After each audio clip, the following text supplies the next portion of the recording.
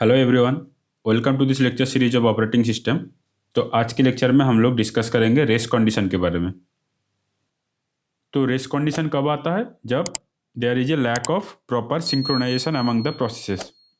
मतलब जब प्रोसेस या थ्रेड्स के बीच में प्रॉपर सिंक्रोनाइजेशन नहीं होता है, तब रेस कंडीशन आ सकता है।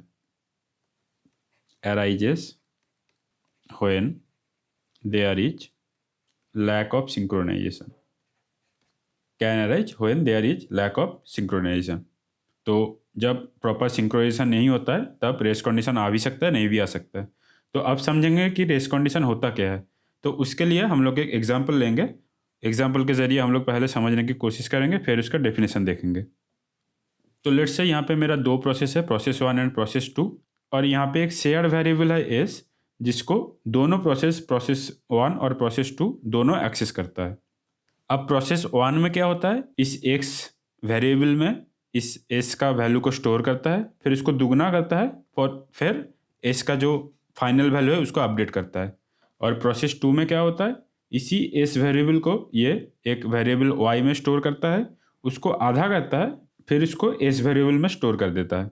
तो अगर पहले पूरा प्रोसेस P1 शुरू होकर ख़त्म हो जाता है और फिर प्रोसेस P2 शुरू होकर ख़त्म होता है, तब तो कोई प्रॉब्लम नहीं है, क्योंकि उसमें क्या हो जाएगा, पहले एस का वैल्यू हो जाएगा 4 से 8 हो जाएगा, और फिर ये जो प्रोसेस 2 है ये एग्जीक्यूट होगा और ये 8 को फिर से आधा कर देगा, तो ये वैल्यू जो है फाइनल वैल्यू फिर से 4 आ जाएगा।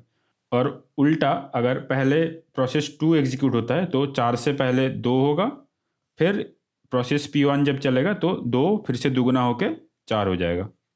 तो अगर हम लोग सीरियल एग्जीक्यूशन देखेंगे, P1 के बाद P2 या P2 के बाद P1, तो इस सिचुएशन में ये कॉन्सिस्टेंट रिजल्ट देगा जो कि 4 है। लेकिन प्रॉब्लम तब आता है जब ये पैरेलल एग्जीक्यूशन होता है। इसका मतलब एक प्रोसेस जब कंटिन्यू कर रहा है, उसके बाद दूसरा प्रोसेस प्रीएम्प्ट होकर दूसरा प्रोसेस भी शुरू हो सकता है। जैसे कि हम लोगों ने प्रोसेस शेड्यूलिंग वाला जो एल्गोरिदम्स है उसमें हम लोगों ने देखा था कि कोई भी अगर कंडीशन है, अगर शॉर्टेस्ट रिमेनिंग टाइम फर्स्ट वाला हो या फिर राउंड रॉबिन हो, कोई भी सिचुएशन पे एक चलता हुआ प्रोसेस को हम लोग प्रीएम्प्ट करके दूसरा प्रोसेस शुरू कर सकते हैं। तो उस समय रेस कंडीशन ओकर कर सकता है अगर हम लोगों ने दोनों प्रोसेस को सही से सिंक्रोनाइज नहीं किया।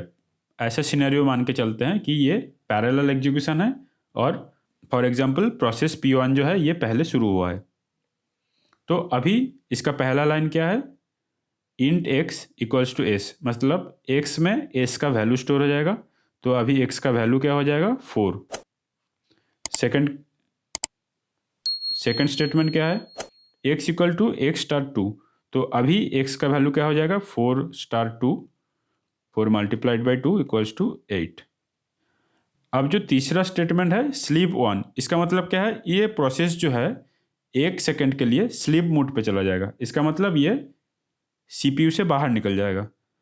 तो जनरली क्या होता है कि लेट्स से यहाँ पे मेरा राउंड रॉबिन इफेक्टिव है, तो उस सिचुएशन में क्या होगा कि लेट्स से ये दो स्टेटमेंट एग्जीक्यूट होने के बाद इसका टाइम क्वांटम खत्म हो जाता है, तो इसको CPU से निकाल दिया जाता है, दूसरा कोई प्रोसेस को CPU में लाया जाएगा। तो इस एग्जाम्पल में हम लोग दिखाने के लिए इस स्लीप स्टेटमेंट का यूज किया है, ताकि इस प्रोसेस को हम लोग फोर्सफुली CPU से निकाल सकते हैं। तो अभी जो है ये स्लीप मोड पे चला जाएगा। तो प्रोसेस तो स्लीप मोड पे जा सकता है, लेकिन CPU स्लीप मोड पे नहीं जाएगा। तो CPU इस समय खाली हो जाएगा, और CPU खाली नहीं हो सकता, तो इसलिए तो प्रोसेस 2 को CPU में जाने का मौका मिल जाएगा।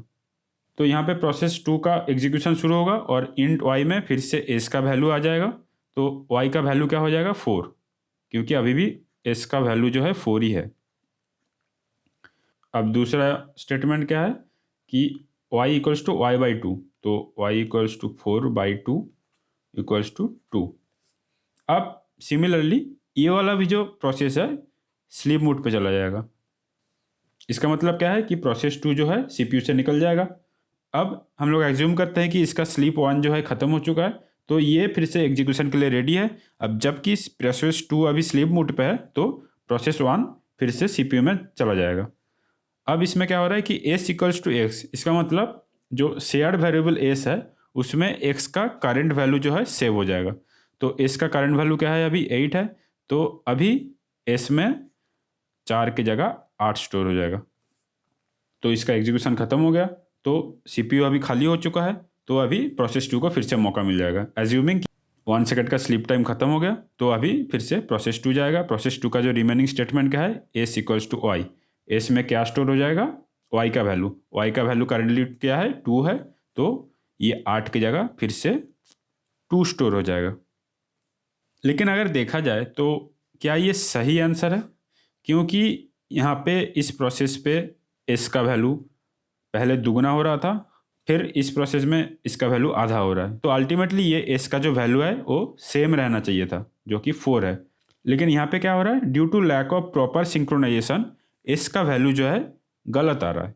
तो सिमिलरली अगर हम लोग प्रोसेस 2 से शुरू करते तो पहले एस का वैल्यू 4 से 2 होता, फिर जो है एस का वैल्यू 2 से लेके 8 होता, तो उस सिनारियो में एस का फाइनल वैल्यू जो है 8 मिलता, जो भी गलत है।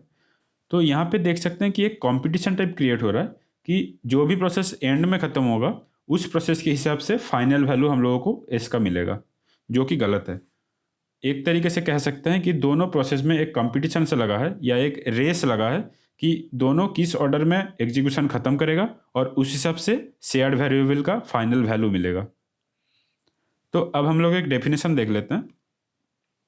A race condition occurs when two or more threads or process can access shared data। जैसे कि हम लोग देखे थे कि वहाँ पे shared data क्या था, S था, and they try to change it at the same time।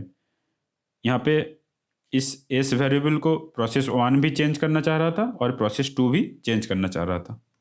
Because the thread scheduling algorithm, जैसे कि मैंने बोला था कि राउंड रॉबिन हो सकता है या SRTF हो सकता है, LRTF हो सकता है, कुछ भी हो सकता है।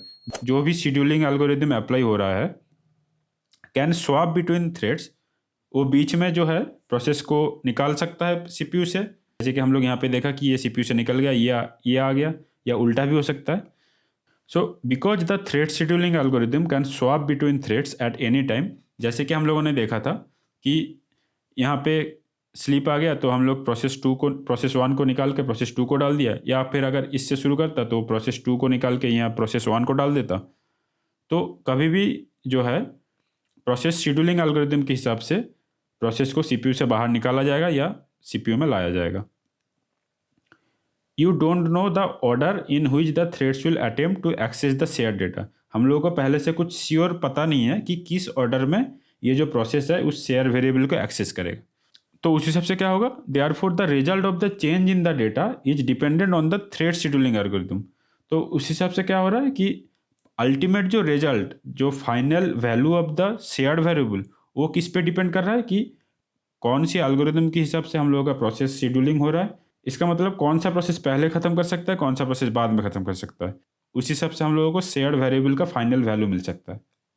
तो यहाँ पे क्या बोल रहा है कि both threads are racing to access और चेंज द डेटा। तो एक ऐसा सिचुएशन क्रिएट हो रहा है कि दोनों प्रोसेस में रेस लगा है कि कौन उसको एक्सेस कर सकता है और चेंज कर सकता है।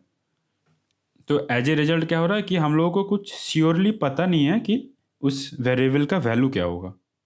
तो ये क्या क्रिएट करता है, इनकॉन्सिस्टेंसी, जो कि एक अनवांटेड सिचुएशन है।